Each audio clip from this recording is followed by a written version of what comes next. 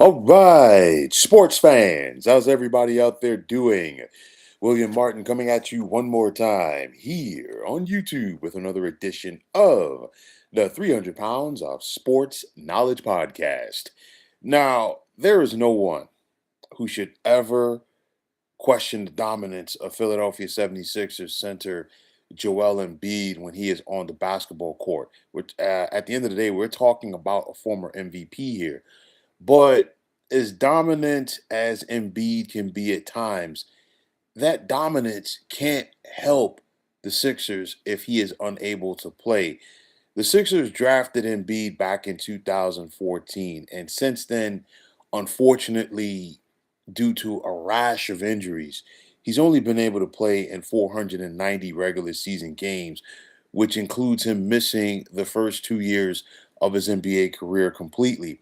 Now, Embiid has never played in 70 games in a regular season, and the 490 career games that he has actually appeared in amounts to about 40 games a season. Now, after appearing in just 19 games last season for Philadelphia, Embiid was only able to suit up 38 times this past season. And as the 76ers played 11 games in their postseason journey this year, Embiid only appeared in 7 of those. Now, the Sixers, to me, just continue to be a very stubborn organization. And the reason why I say it is this: I don't know what it's going to take for them to realize that they're never going to win an NBA championship if they're hoping for the big fella to get them there. This past season, the Sixers had one of their most talented teams on paper in quite some time. Last June, we saw the Sixers use the third overall pick in the NBA draft on guard VJ Edgecombe, and he and Tyrese Maxey gave the 76ers one of the most exciting backcourts in the NBA. And of course, the combo of Maxey and Edgecombe were a big reason why the 76ers went from winning 24 games a year ago to winning 47 this past season. But the Embiid factor continues to hang over this team as the Sixers still think that they can win with him. Yes, I mean, you could say whatever, you could flip it around whatever whichever way you want, okay? But at the end of the day, you're not going to win an NBA title with a part-time player. Embiid is now 32 years of age, and his knees, back, and feet are not going to get better anytime soon. To me, the Sixers' best chance to win with Embiid was back in 2019 when they got to the Eastern Conference semifinals and were eliminated in Game 7 in heartbreaking fashion, courtesy of Kawhi Leonard and the Toronto Raptors. Now, following that, the Sixers organization made the mistake of hanging their hopes on Embiid and Ben Simmons, and in doing so, they allowed Jimmy Butler to leave town. Now, with Embiid, the 76ers have never made it past the second round of the playoffs, and you got to go all the way back to 2001 to find the last time that Philadelphia reached the Eastern Conference Finals. Now, since 2022, I have been saying that the Sixers should move on from Joel Embiid since at that time he still had some value to him. Okay, but instead we've seen Daryl Morey double down. He gave Embiid his extension, which basically at this point makes him immovable, while also bringing in another injury-prone player in Paul George on a big money deal as well. So now, if you're the Sixers, you've got two immovable contracts for two players who they feel can lead them to an NBA title. And of course, at the end of the day, what is Albert Einstein's definition of insanity?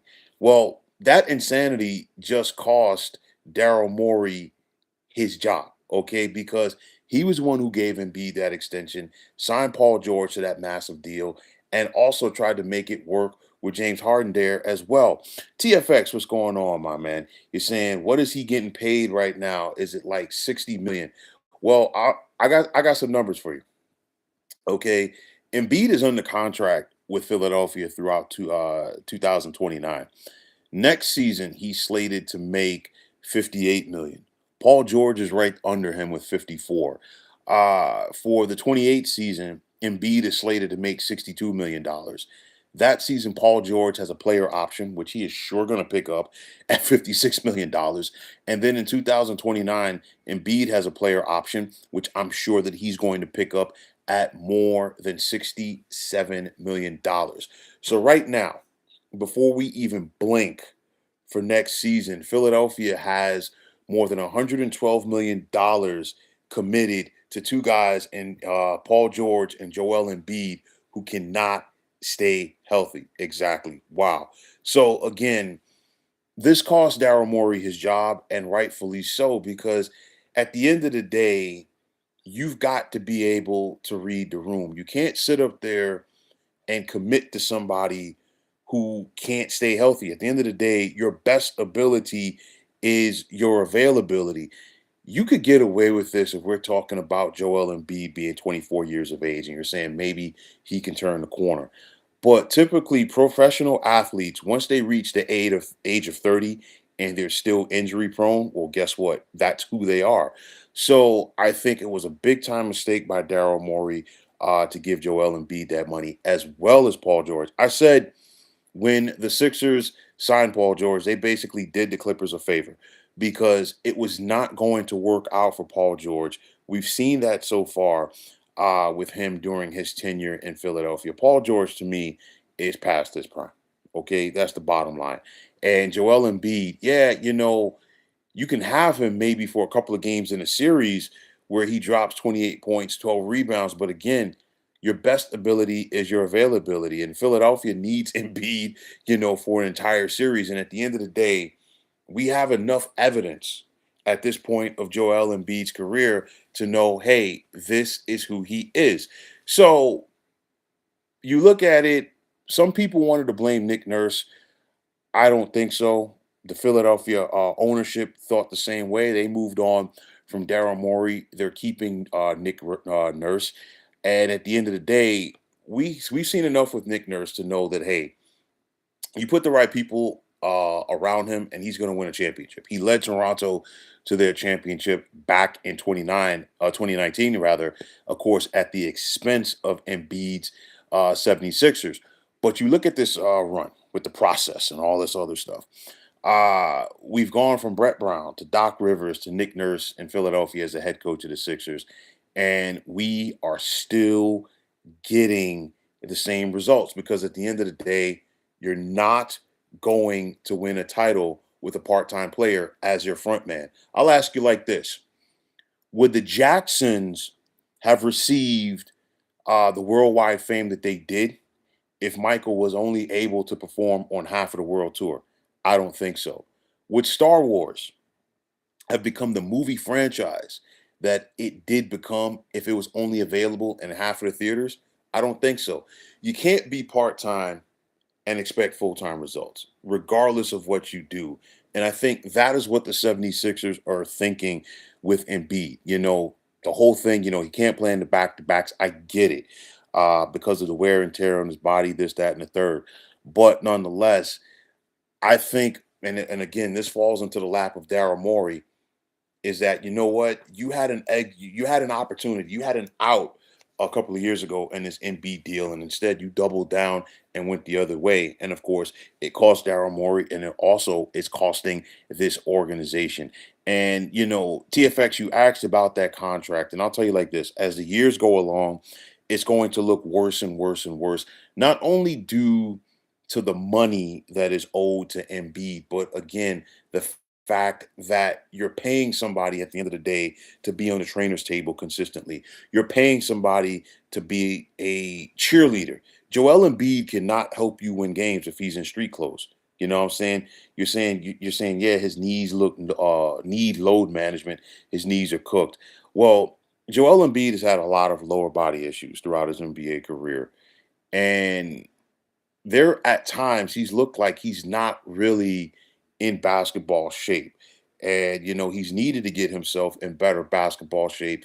And he hasn't done that. And of course, again, the conditioning when you're a 30 plus year old athlete, needs to be kicked up into hyper gear. So again, at this point, I just don't see it working out for them there. So now, if you're the Philadelphia 76ers, you're once again back at the drawing board. First things first, you've got to go out there and find Daryl Morey's replacement. Of course, Nick Nurse is safe for now, but again, Nick Nurse is going to be working for somebody who's going to be running the front office who did not bring him in. So how is that going to work? Like I said last season, the season before, and I will keep saying it. I said then that the Sixers need to build around Tyrese Maxey. Tyrese Maxey is the real deal at guard. Now you need to build around Tyrese Maxey and VJ Edgecombe.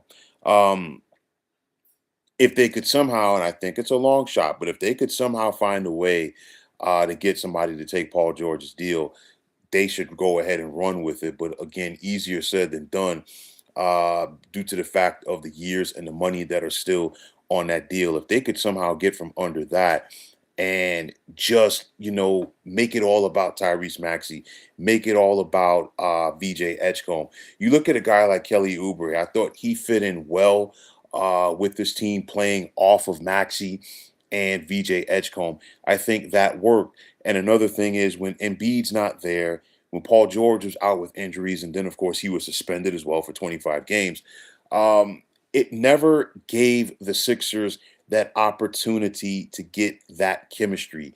And I was surprised that they came back and beat Boston. I really was. Because, late in the season and of course once you get to the postseason and you're still trying to figure out your team chemistry, that's not a good look.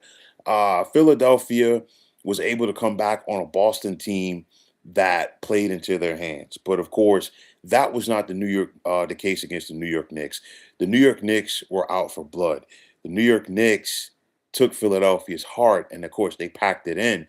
And it's one of those, again, Embiid was great over that second half of that series against Boston. But again, you can't count on him consistently. You can't count on Joel Embiid to be there for an entire postseason run. He's never shown it, just like he's never shown in the regular season as well. And it showed once again in this playoff run for the Sixers. You're saying, yeah, they spent all that money on Embiid and George, but they had no money left for a bench. They were worn out by the Knicks. Listen, the depth of the Knicks, the fresh legs, and I can't even say that, you know what, Embiid being out there helped the Sixers, because I feel like this. Regardless if Embiid was out there or not, the Knicks just smoked that team. The only close game in that series was game number two. The Knicks were just a better team. They were the more cohesive unit. And at the end of the day, that was it. So you've got a situation, if you're Philadelphia, you've got your backcourt, you've got your head coach. You have to figure out your plan. And of course, again, due to the money and due to the years, uh, they have to hold on to Joel Embiid. Nobody's taking on that deal. And at the end of the day, it's almost like Groundhog Day for the Philadelphia 76ers. I really would like to see this team, turn it up to another level in the postseason. But of course, they haven't been able to do that. You're saying their best game was the one that Embiid wasn't in. That was game number two. You're absolutely right. I mean, not trying to sound like this, but they've had plenty of practice as far as playing without him, and they know what they can do together and what they can't do. And again, I cannot say this enough.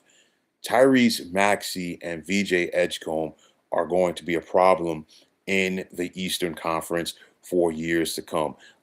They're young, they can run, they've got fresh legs. VJ Edgecombe is just 20 years old. Tyrese Maxey's only 25. These need to be the guys going forward. And of course, for Maxey, he showed what he could do a couple of years ago when everybody, including Embiid, was injured for this team. And again, like I said before, that falls back into the lap of one Daryl Morey. And of course, Daryl Morey today is cleaning out his office. So to sum it all up, it's unfortunate because Joel Embiid has talent, okay? And we have seen that talent on display. When you see Joel Embiid when he's at the top of his game, he's phenomenal, okay? He can dominate at the offensive end of the floor.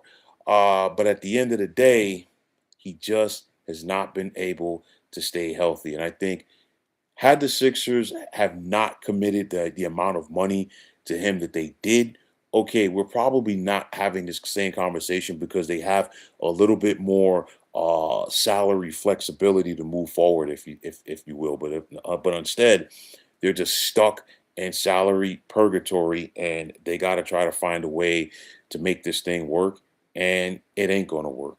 So another frustrating trip to the postseason for the 76ers. They did have a solid season. We saw them win 45 games. Was good enough to get to the postseason. Of course, they had to do it through the play-in. You have to wonder if everybody was healthy. We're probably not even talking about the Sixers in the play-in. But at the end of the day, it is what it is. But like I said before, if Philadelphia is truly serious about winning another NBA championship, their first since 1983, since the days of Moses, Maurice Cheeks, and Dr. J, it's not going to happen with Joel Embiid as their centerpiece. But folks, that's going to wrap it up. And as always, I want to take this time out to thank each and every one of you for checking out the 300 Pounds of Sports Knowledge podcast here on YouTube. TFX, my man, as always, it's a pleasure. Definitely appreciate you chiming in. Definitely appreciate the support. And hey, we've got a lot to talk about tomorrow, football wise, my man. The NFL regular season schedule will be released. I know that they've been dropping some snippets here and there about some international games, Thanksgiving games, opening weekend games for Sunday night and Monday night. But of course, we get the full meat and potatoes for tomorrow. So I don't know about you, but I'm definitely looking forward to that. As always, if you like what you heard and saw on this podcast, you know what to do. Just hit that like button as well as subscribing to this channel. And like I always say, it's greatly appreciated. Also, if you are on the X, formerly known as Twitter, you can check me out anytime at 300 Pounds of Sports. And like I always say, if you give me that follow, it will be my pleasure to do the same in return. And that also goes for Instagram, where you can check me out in 300 Pounds of Sports Knowledge. Also, if you're on Facebook, definitely be sure to check out the Sports Depot 365. And as far as I'm concerned, one of the better sports groups going on social media. Yeah, you're saying 9 international games. Yeah, it's it's totally ridiculous. I mean, listen, I mean, at this point, I'm expecting the NFL at some point to have a game on the North Pole. I really am. I mean, they're going to leave no stone unturned in regards to bringing in money. But yeah, but like I said, we could definitely have that conversation on another edition of this. But until next time, fine folks, my name is William Martin. I'm signing off, and I'm saying thanks once again for checking out the 300 Pounds of Sports Knowledge podcast here on YouTube. Be well, everybody.